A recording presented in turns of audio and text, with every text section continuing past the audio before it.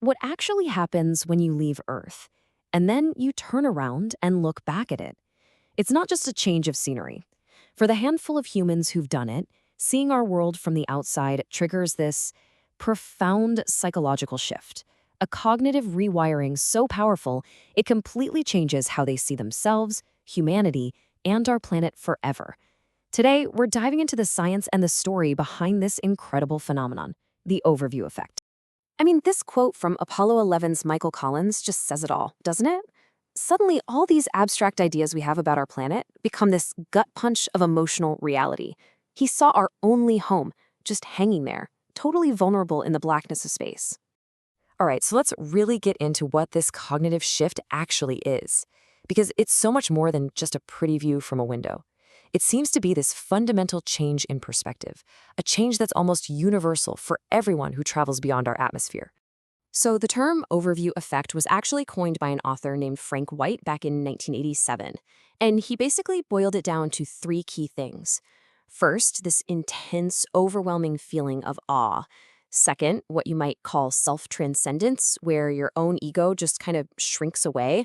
And third, you suddenly get this deep, intuitive understanding that Earth is one single, interconnected system with absolutely none of the borders we draw on maps.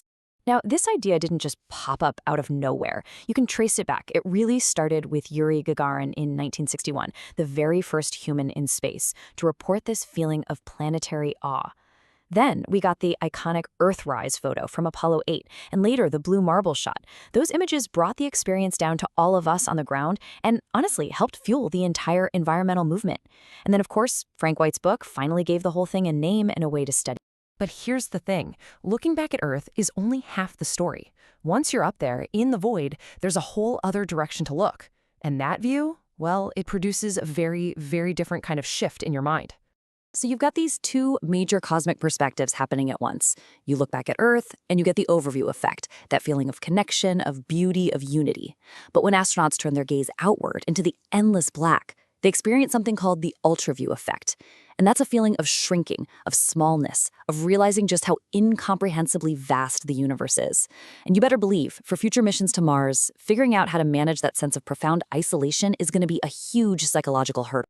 Okay, so we've talked about this profound psychological experience, but it's happening inside a brain that is going through some extreme physical stress and change. This isn't just a change of mind, you guys. It's a change in the physical brain itself. And it all starts with this funny-sounding phenomenon.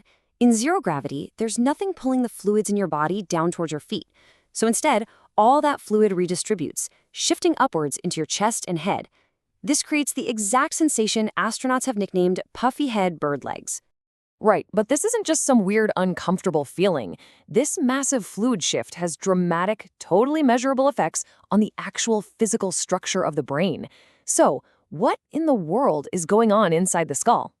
Well, what they found is pretty wild. MRI scans of astronauts before and after their flights show some startling changes. The brain's ventricles, those are the fluid-filled spaces inside, they actually expand. The central sulcus, which is a major groove on the brain's surface, it narrows. And get this, the entire brain physically floats higher inside the skull. The mind is literally expanding its perspective while the brain is shifting its position. And just how dramatic are we talking here? Well, some research shows that the brain's fluid-filled ventricles can expand by as much as 25%. That is a massive structural change, and it just goes to show how intensely the brain has to adapt to being in space. On top of all those physical changes, that feeling of awe is driven by a seriously powerful neurochemical cocktail.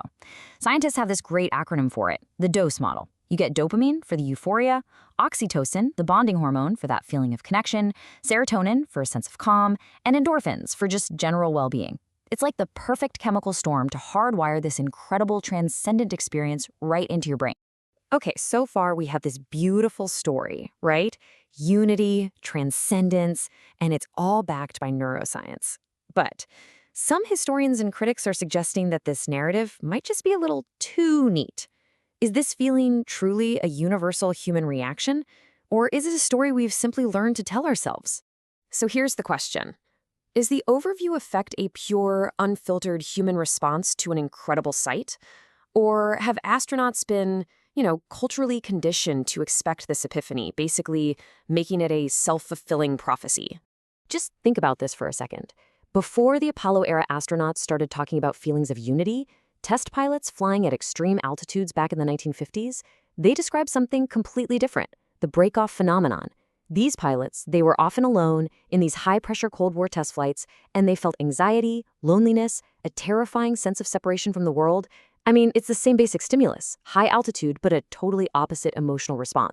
So, the argument from critics is that this positive conversion narrative of the overview effect has basically just replaced that older, more anxious feeling. They suggest it's tied to very specific Western cultural ideas like Spaceship Earth, and that it might just be a kind of self-fulfilling prophecy. In other words, astronauts now go to space expecting to feel this way. And yet, regardless of where it comes from, the effect has a powerful and very lasting impact. You can see it clear as day in how the experience shapes people's lives when they get back to Earth. Astronauts like Edgar Mitchell, Ron Guerin, Nicole Stott, they've all dedicated their post-NASA careers to humanitarian work, to research, to art, all in an effort to share the perspective they gained up there. And all of this brings up a really fascinating question. Do you have to be an astronaut to feel this? I mean, do you have to get strapped to a rocket?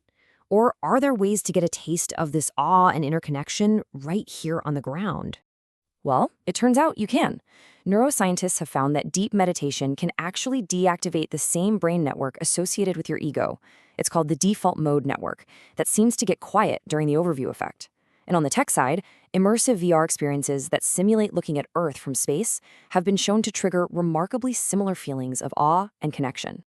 And this feeling, it really is global. While the cultural stories around it might be different, the core experience is shared across nations. After his mission on the Tiangong space station, Chinese technonaut Kai Shiji said that seeing our planet reminds us that it is the common home for humanity, which is a perfect echo of what astronauts from every single country have been reporting for decades. Ultimately, it seems our perspective shifts with our vantage point. The overview effect completely reshaped our consciousness by letting us see the whole Earth. But what happens when our world becomes just another tiny blue dot in the sky on the way to Mars? What new perspectives, what new effects are waiting for us out there in the deep cosmos?